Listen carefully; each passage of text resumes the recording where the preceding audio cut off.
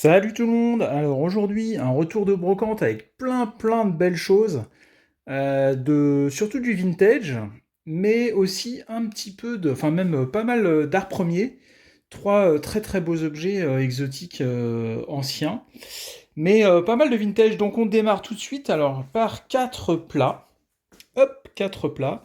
Alors j'ai essayé de les classer par ordre chronologique. Alors vous me direz si vous êtes d'accord avec moi, parce que je suis pas forcément le spécialiste. Je les ai classés du plus ancien au plus récent. Alors là, je dirais celui-là, euh, Moulin des Loups, je dirais peut-être années 40. Peut-être années 40.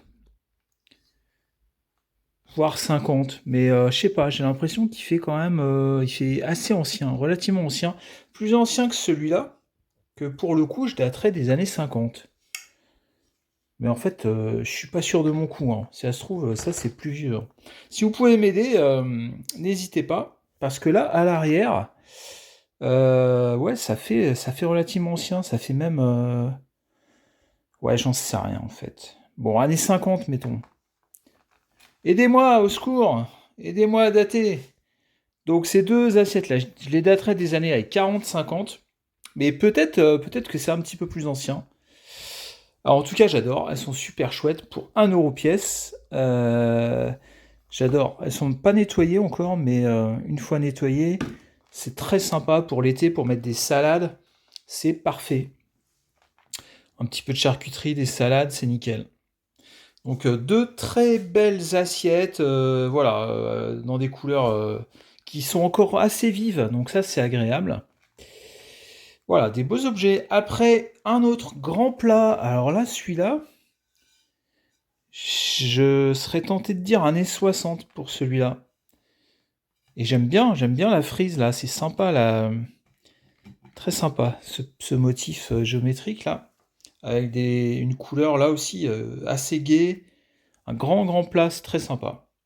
Donc je dirais plutôt années 60. Dites-moi ce que vous en pensez. Hop, ensuite quatrième plat. Alors celui-là, bon a priori années 70, hein. Saint-Amand, 1 € 50 centimes celui-là.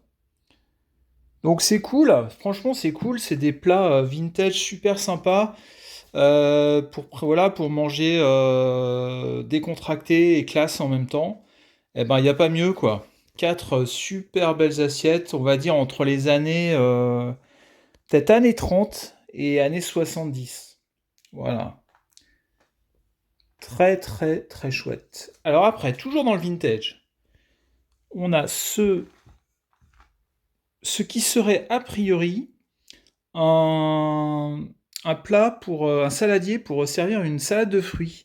Et alors, ce qui est particulier, c'est qu'il est en pointe de diamant comme ça. Donc, a priori, années 60, je dirais. Avec deux anses quand même là. Un bel objet pour 1,50 €. Franchement, très sympa. Ultra kitsch. Ultra kitsch, hein. Là, franchement, ultra kitsch, mais vintage et rigolo. Euh, Voilà, au second degré, c'est trop bien. Et je pense qu'effectivement, avec des fruits, ça peut faire quelque chose de très chouette. On a un très bel objet, voilà, pour pas grand-chose. Années 60, la classe. La classe. Après ce plat, alors c'est peut-être une coupe à fruits en fait, hein. Mais je compte m'en servir plutôt comme plat pour présenter des salades ou des choses comme ça. Et ça, c'est Pornic, modèle Rosita. Donc la faïencerie de Pornic, et je pense que c'est vraiment années 60, quoi. Je pense, hein. Et ben c'est sympa, franchement.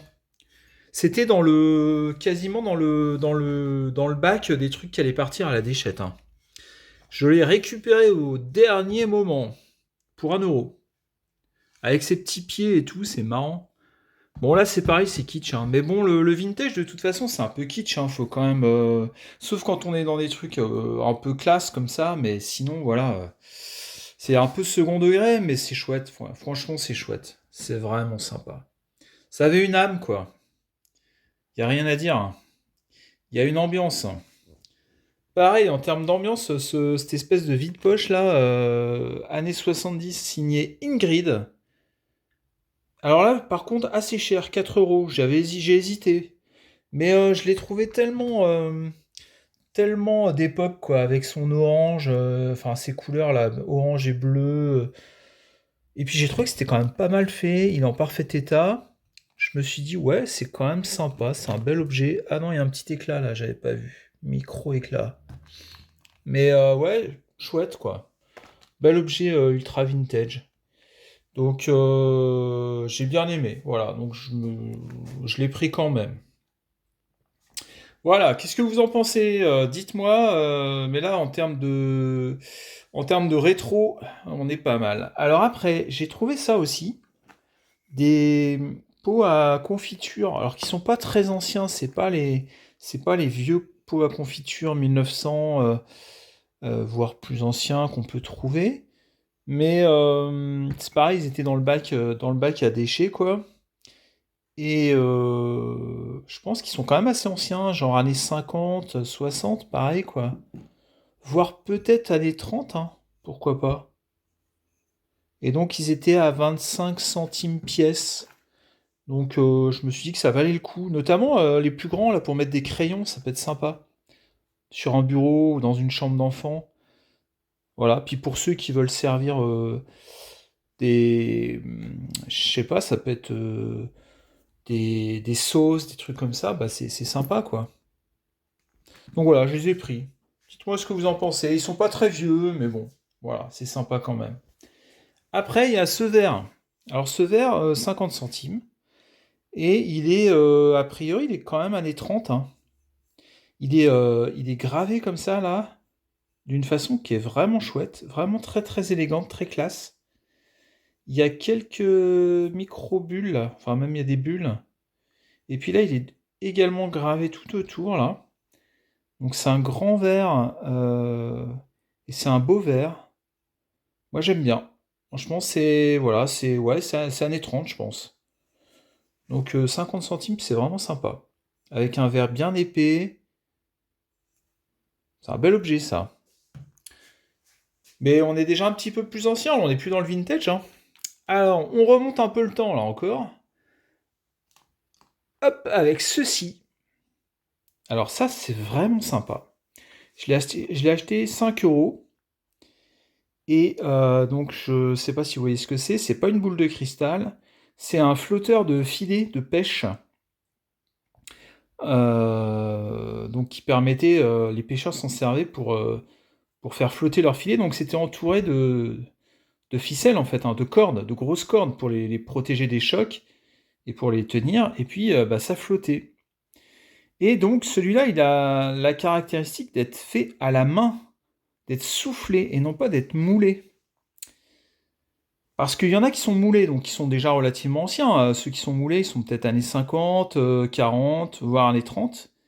Mais celui-là, vous voyez, il y a des bulles là, et il n'y a pas du tout de marque de moulage. Par contre, il y a des bulles, il y en a pas mal. Et en fait, il est fait à la main, soufflé, et pas moulé. Donc c'est vraiment un bel objet ancien. Moi, je pense qu'il est avant-guerre, ça c'est sûr. Peut-être même début 20e.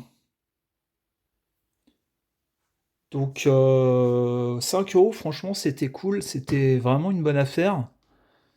Parce que déjà, ceux qui sont moulés, ils sont sympas. Ça peut faire des super décos. Mais celui-là, là, vraiment soufflé, ça, c'est vraiment chouette, quoi. Vous vous rendez compte, les gens, quand ils allaient pêcher, ils utilisaient, euh, ils utilisaient des objets d'art quasiment, quoi. Parce que là, on peut dire que c'est un objet d'art, hein. C'est un objet artisanal. C'est magnifique, quoi. Rien, les activités de base de survie, en fait, elles étaient faites avec des objets magnifiques. C'est ça qui était classe avant. Avant le plastique. Bon, bref. Donc, super bel objet. Vraiment trop chouette. Alors, après. Ah ouais, dans le vintage encore. Si, dans le vintage, il y a ça. Un chandelier en fonte, il est hyper lourd. C'est de la fonte. Et le problème, c'est qu'il est l'émail est abîmé. L'émail est parti, c'est dommage. Donc je l'ai eu pour 3 euros chez Emmaüs parce que il était un peu abîmé, quoi. Mais j'aime bien, franchement, très sympa, vintage. Alors peut-être scandinave, je sais pas trop. Mais années 70, je pense. Donc dans une déco, là, sur un vieux meuble en bois 19e, ou mélangé avec de l'art premier, ça peut faire un truc vraiment sympa, quoi. Vous voyez? Avec cette petite statuette africaine Luba, eh ben c'est classe. Ça se marie super bien, de toute façon, le vintage l'ethnographie et les arts premiers.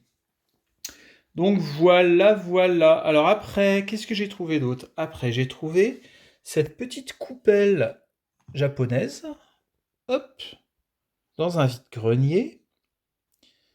Alors c'est une vraie, hein, elle est fin 19e, début 20e, hein. Et je l'ai eu à 1,50 €. Alors je l'ai eu pas cher parce qu'elle est vachement abîmée en fait. Il y a des espèces de trous là, enfin de. Je pense qu'elle a servi de vide-poche.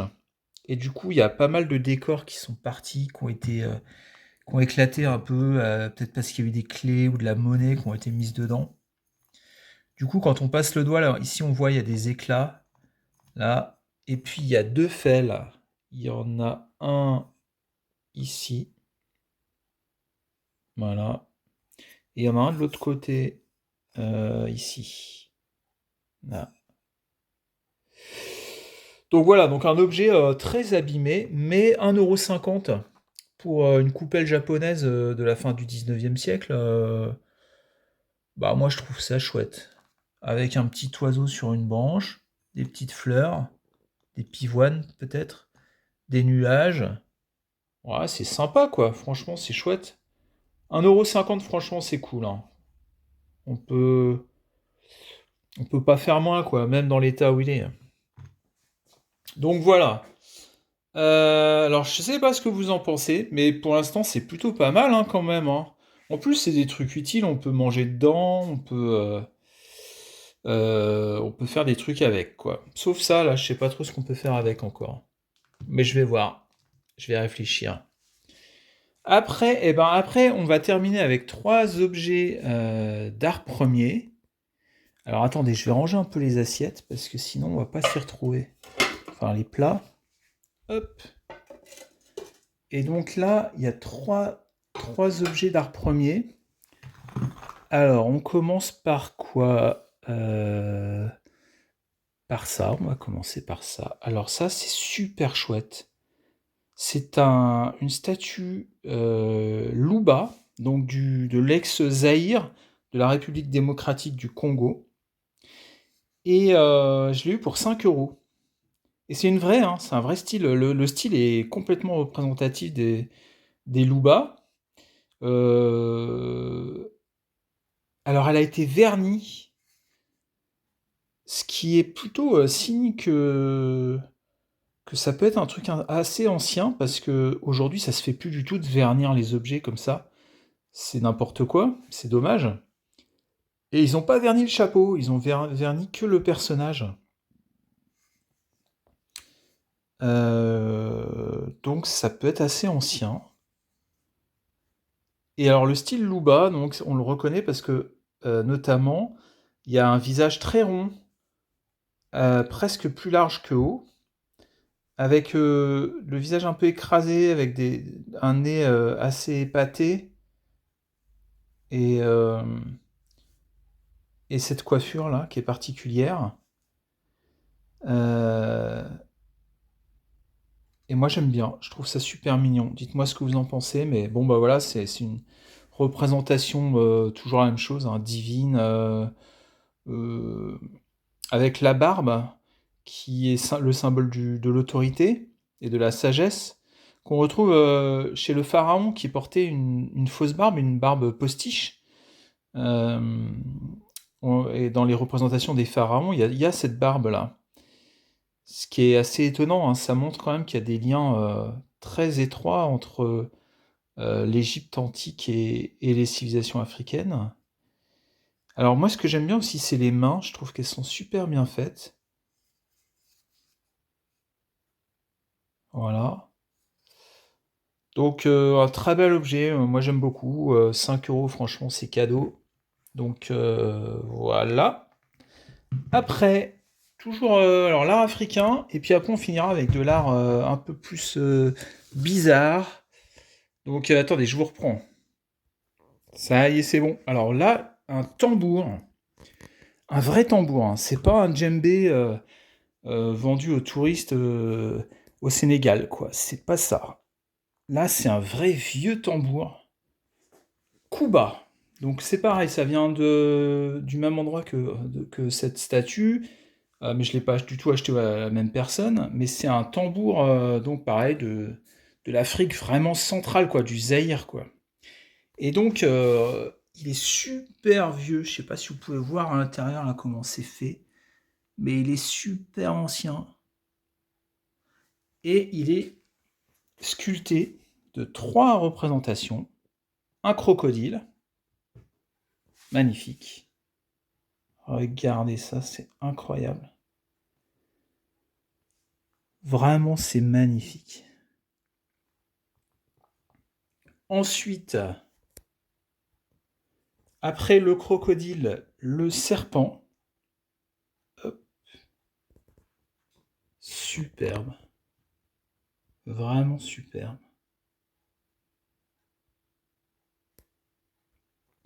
Et la troisième représentation, c'est un personnage, donc un visage, alors qui n'est pas hyper fin en termes d'exécution. C'est pas un maître sculpteur hein, qui l'a fait. Il y a plus beau. Mais quand même super, super émouvant quand même, moi je trouve super beau.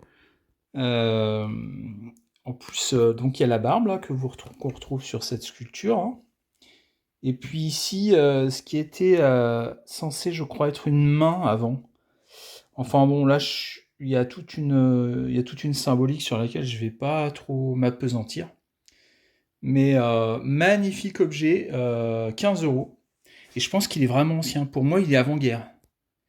Vous voyez, la peau, elle est tenue par des clous de tapissier. Ici aussi. Et c'est pas un truc des années 60, ça, hein. En plus, quand on voit comment il est usé, abîmé, fendu, quand on voit le style aussi le style des gravures, franchement, c'est un très très bel objet. Pour moi, il est vraiment ancien, il a peut-être un siècle, hein. Ce qui, pour les arts africains et les arts premiers de façon générale, un siècle, c'est vraiment vieux, hein. Parce que comme c'est des objets en bois et tout, c'est des objets qui résistent pas trop au temps. Donc là, on voit tous les coups d'herminette là pour tailler l'objet, vous voyez. C'est super joli. On voit tous les reflets de la lumière là, qui montrent tous les coups qu'il a donné, que le sculpteur a donné pour pouvoir faire ressortir les sculptures dans un tronc d'arbre, hein. C'est un tronc évidé en fait, hein. C'est un boulot de malade, hein. Regardez ça. C'est un truc de fou. Voilà, donc magnifique objet. Voilà, dites-moi ce que vous en pensez, mais franchement, c'est super chouette. Et alors, encore un objet incroyable, d'art premier. Alors, on va le faire en dernier celui-là, parce qu'il est vraiment c'est un truc de fou. Avant, je voulais vous montrer ça. Donc, c'est un petit bouquin que j'ai trouvé dans un dépôt-vente. Je ferai une vidéo sur les livres, parce que, vous voyez, là, c'est les aventures de Robinson Crusoe. Alors, certes, la couverture est un petit peu abîmée, mais je l'ai acheté 2 euros. Là, les coins, ils sont un peu usés et tout, ok. Mais vous voyez, il est doré, hein, il est doré sur tranche. Hop. Il est avec des vraies gravures anciennes. Il date de 1869. Et il est complet, il y a 2 tomes. C'est toute l'histoire, tout le roman de Robinson Crusoe. Et c'est pas du tout abîmé, on peut le lire hein, sans aucun problème. En plus, l'avantage, c'est qu'il est hyper agréable à lire parce qu'il y a des illustrations, des gravures en fait, hein, du 19e siècle. Là, c'est trop chouette, j'adore ça. J'adore les bouquins avec des illustrations comme ça. Et donc 2 euros pour un bouquin qui a 250 ans, qui est parfaitement en état d'être lu et tout. C'est moins cher qu'un livre de poche, en fait. C'est incroyable, quand même. Donc c'est vraiment chouette, quoi. Ça fait un bel objet. C'est un truc de fou. Donc je l'ai pas lu encore, mais je vais le lire. Robinson Crusoe. Et puis on termine avec cet objet. Alors là, cet objet va peut-être prêter à débat, puisque certains viendront peut-être me dire que c'est un truc pour touristes et que c'est un faux. Donc je l'ai acheté 5 euros, ce qui est vraiment rien du tout. C'est de l'os de buffle. Et vous voyez ce qui est représenté dessus là, c'est un lézard, peut-être un varan, peut-être un gecko, bon, un lézard quoi. Et ça vient d'Indonésie. Et en fait, c'est un livre. Regardez, hop, vous voyez? C'est un livre.